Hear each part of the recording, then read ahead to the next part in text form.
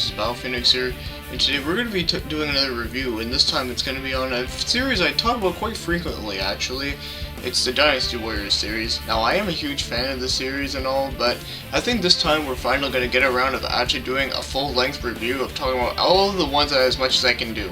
Now obviously I'm not going to be able to do like the spin-offs or the add-ons such as like the Extreme Legends or the Empire series or anything like that. I'm just going to stick with just the basic regular stuff. Or shit. Whatever which one you prefer.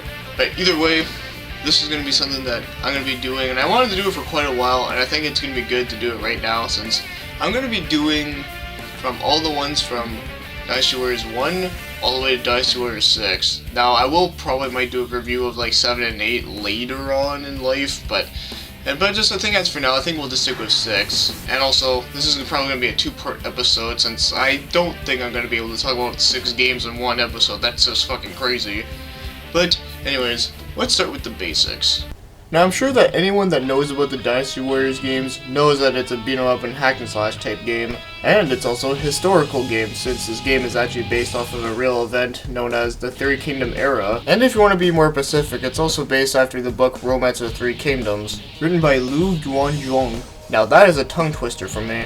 And yes, I am well aware that not everything is 100% accurate since I know they have to make up some things to make it look like very entertaining and over the top. But for the most part though, they usually do get the information quite right. And I also really do like the character development within the series. I would like to talk about that in this review, but I think I'm going to do that into a separate little video. But just as for to let you know, I do like the character development within these games. But anyways, now let's get started, and we're going to start off with the very first Dynasty Warriors game, which believe it or not, I never really hear much people talk about the first Dynasty Warriors game. Most people usually start off with talking about 2 and then go all the way up there, but so could there be a reason why people not talk about this one? Would it be because of the fact that it sucks? Well, we're going to find out right here, right now. So this is the first Dynasty Warriors game, and it was for the PlayStation 1, and it was released in 1997, and developed by Omega Force and published by Koei.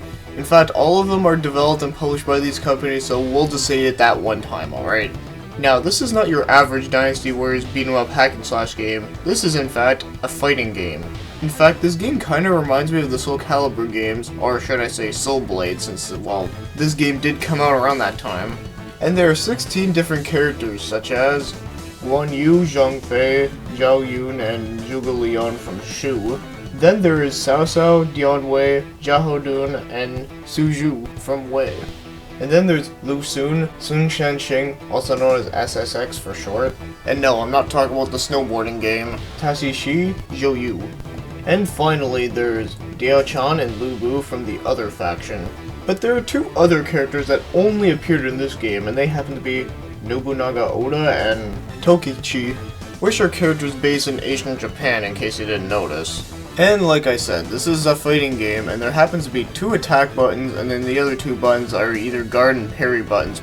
In fact, this game does use a lot of strategy within fighting since you really need to like parry sometimes to make sure to reflect your opponent's attack and so you can make a big attack right into them. Now, I am well aware that strategy is key within most fighting games, but what I mean is that I find in this game, it's more based off of parrying and guarding and whatnot more than others, I find. Now, the controls in this game are pretty responsive for the most part. Like, the moving is a little bit slow, but other than that, everything else is actually pretty smooth. Although the timing when you have to parry or guard is a real bitch, like it has to be like really precise to actually do it right. So it really does take some time to get used to, but it's still really hard to figure out when is a good time to do it. But other than that, I was actually pretty surprised how good the controls are, so overall, they're actually pretty decent. And as for the graphics in this game, I think they're actually pretty okay. I mean, the cutscenes for the graphics are not that great, like I find they look kind of ugly, but as for like the gameplay wise, like when you're on the stage, I actually do like the graphics in there a lot. I think it's very colorful and just looks nice for a 3D fighting game for its time. So the graphics have their ups and their downs, but I think for the most part it's not too bad. Now as for the music in this game, it's pretty good. I mean, it's not anything like super memorable, but it's not too bad. Although it's not as good as like any of the other soundtracks from all the other Dynasty Warriors games, but it's alright for what it is. So overall the music is alright. Now as for the voice acting in this game, the voice acting is only in Japanese, so I can't really understand what it's saying, but I don't really think it sounds that cheesy. I mean, it actually sounds Japanese. So there isn't really a lot I could say, although one thing I do find funny is that Zushu does not sound like a retard for once. おいらにかなうわけないだろう。 Trampled by fighting, the fields and the people will starve. That's no good. So not a lot to say. Now, I don't know about you, but don't you find the way how Zhang Fei holds that weapon looks really weird? I mean, I don't think I've ever seen anyone else in a video game or movie or like comic book or whatever have ever held like that type of weapon like that. I don't know, it's probably just me, but anyways, I just think it looks fucking weird. And it is a good thing that in this game they did get some of the stages right where the people belong to. For an example, historically, Lu Bu was actually at Hulao Gate, which is true, and he is actually at it in this game, so at least they got that right. Also, he is a bitch in this game just like he is in all the other games. Now, if you want to buy this game, it usually costs around $10 to $15. And if I remember right, I think I got mine for $9.99, and I've never really seen this game much around in stores, but I know it's not very expensive. It's not rare at all. I know that for a fact, but I'm just saying, I know with me around my area, I don't see it that often, but I know for a fact that it's not expensive at all, which is pretty good. Now, if I had to rate this game, I'd have to give it a 7 out of 10. It's actually a pretty decent fighting game, but I think it could have been a lot better if you didn't have to rely on luck with the whole pairing and guarding shit. But for the time when this game came out, I think it's okay for what it is. I mean, sure, it may not be perfect, but I think it's alright for a fighting game. And hey, there's not a lot of fighting games that did something like this back then, so hey, at least they gave it a try. And it wasn't completely shitty either, so that's good. So it's actually a pretty weird start how the Dynasty Warriors game started out as. They started out as a fighting game, but it would be kind of cool if they did have like another 3D fighting game like way later on, like a spin-off one where basically they would take all like the newer characters and then put them in like a fighting game similar to like Soul Calibur's fighting style, such as like Soul Calibur 2 and 3. I don't know, I think I would like something like that personally, but I don't know. I think as for now, I think they're doing okay for what they are. And speaking of Soul Calibur, now clearly this game was not as memorable as Soul Blade, but I think it did do a pretty okay job. So anyways, I think that's all I can say about Dynasty Warriors 1. Now before I move on to the next one, I'll have to explain a little something. Now the really confusing shit I would like to say is that in Japan, Dynasty Warriors 1 was called Shengoku Mushu. Okay, that's fine. Now in Dynasty Warriors 2 came out, it was called Shin Sengoku Mushu, which is kinda weird, so meaning that when Dynasty Warriors 3 came out, it was called Shin Sengoku Mushu 2, meaning that their games are one digit less before we are. Now that must be pretty confusing if you ask me. So technically, the first Dynasty Warriors game, at least our first Dynasty Warriors game, was not actually their first Dynasty Warriors game. Wow, that's just mindfuck and a half. But yes, that is something I just wanted to explain, since I know that would confuse a lot of people. So now let's move on to Dynasty Warriors 2 on the PS2, which was actually a launch title in North America on the PS2, so if you know when the PS2 came out, then you know when this game came out. And this is the first game of the series where it actually stuck with the hack and slash beam 'em up style. Also, I heard that a lot of people say that this game is actually very similar to Fighting Force on the PS1, which it actually does have its similarities with it though, but I find that this game to be pretty revolutionary for its time since you can fight a hell of a lot more enemies on the screen at a time. Now, as for the newer characters that are going to be in here, instead of naming like every single character each time, I'm just going to name the ones that were newly introduced into this one. So first we have Huang Zhong, Jiang Wei. Personally, I fucking hate this guy. Liu Bei, and Ma Chao from Shu. Then you have Sima Yi, Xiahou Yuan, and Zhang Liao from Wei. Then there's Gan Ning, Lu Meng, Sung Jiang, Sun Quan from Wu. And as for the characters from other factions, there's Dong Zhuo, Yuan Chao, and Zhang Zhao. Now you may have noticed that in this game, they finally put in the leaders of Wu and Shu, since the only leader that they had in the first Dynasty Warriors game was Cao Cao from Wei.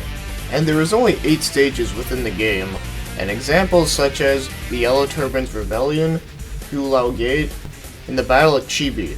And no, not those Chibis. It's actually pronounced as Chirby, or at least that's how they pronounce it in this game for some reason, but as it's spelled Chibi. And since there's only 8 stages, obviously there's not going to be every single battle that happened in the Three Kingdom era, since, well, there's a fuck ton that happened during that time. But they did get a lot of the key ones, but of course, they have to make some exceptions out of them though. Now as for the controls for this game, they're just okay. Moving around is alright, and the attacking feels a little bit stiff, and the camera can be a little bit annoying since you just press a button and it just faces directly to where you are. And since the attacking is really stiff, it's kinda hard to turn around and fight off all the other enemies surrounding you.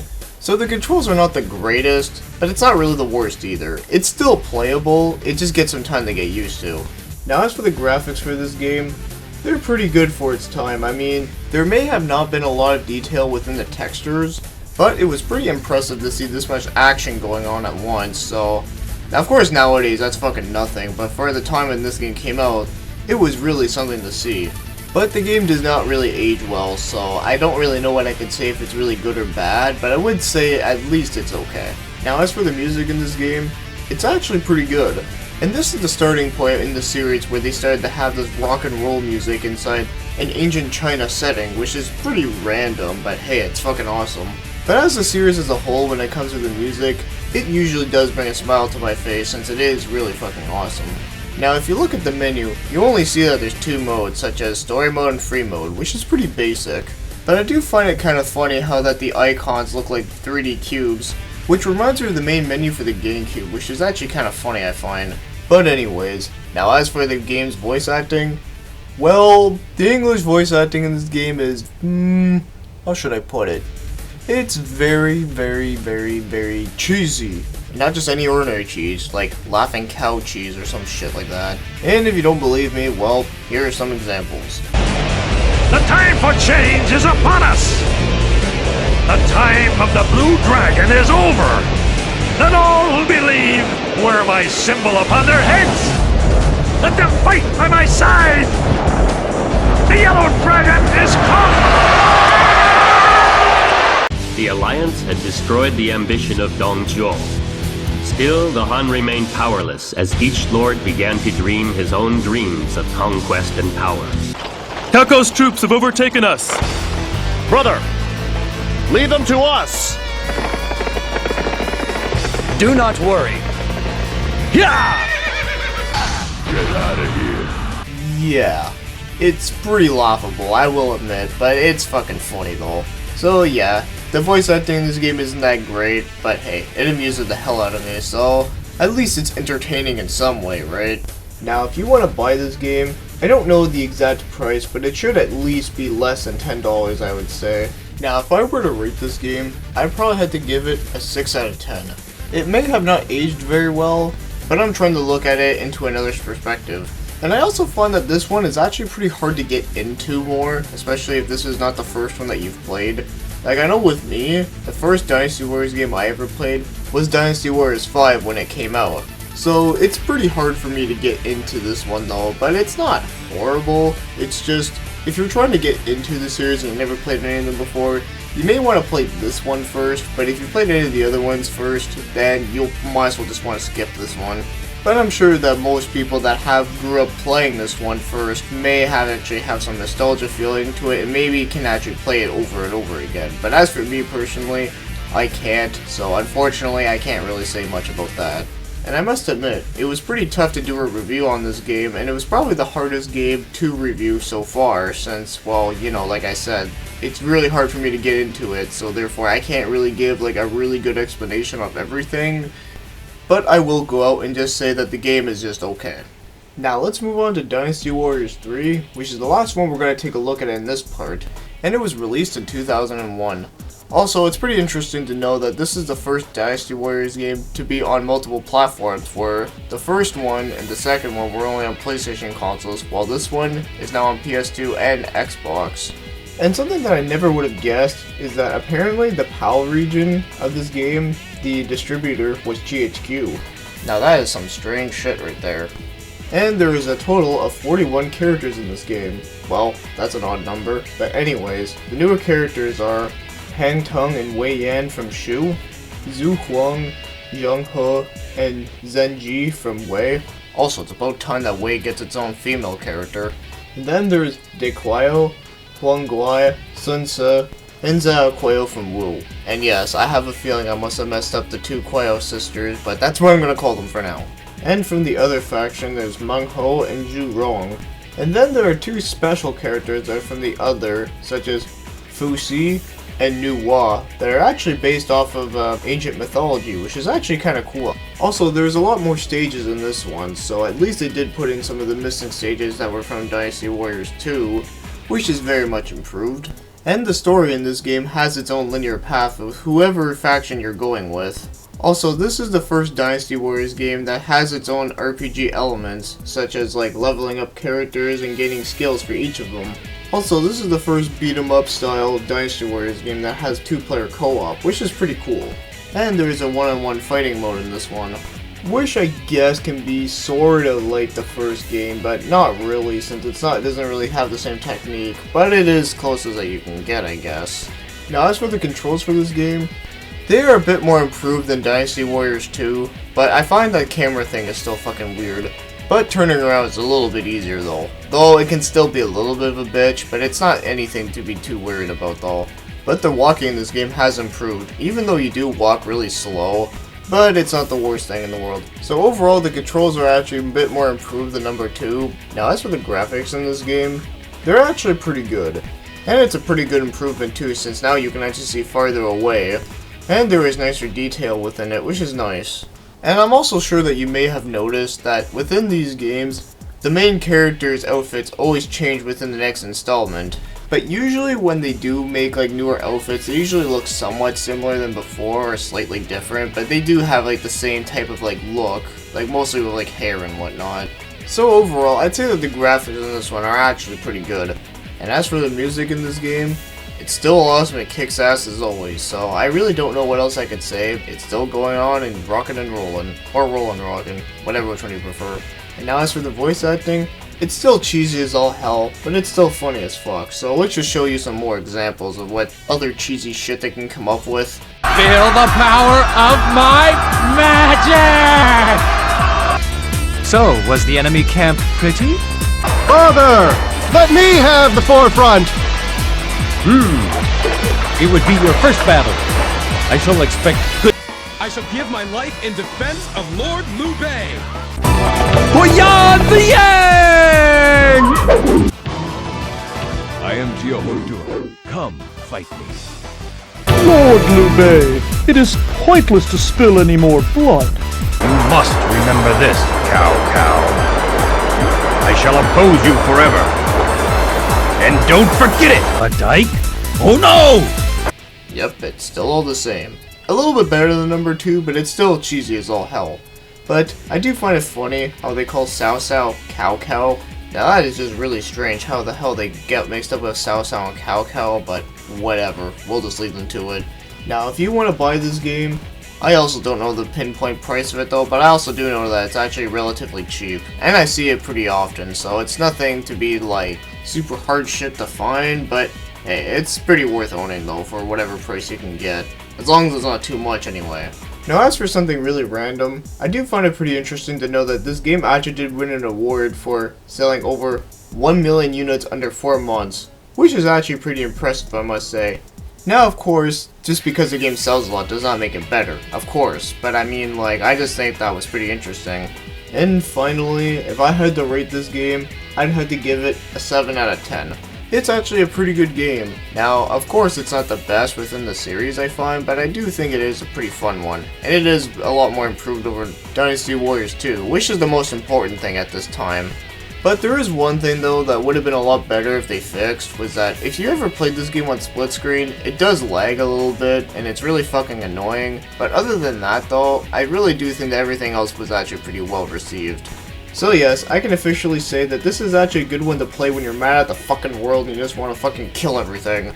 And when I say that about a beat 'em up or hack and slash game, that's a good thing. Now this may be the end of the video, but that does not mean that it's the end of the whole entire review. There's still 3 more games I'm going to be doing a review of, so stay tuned for next time, and I will take a look at Dynasty Warriors 4, 5, and 6.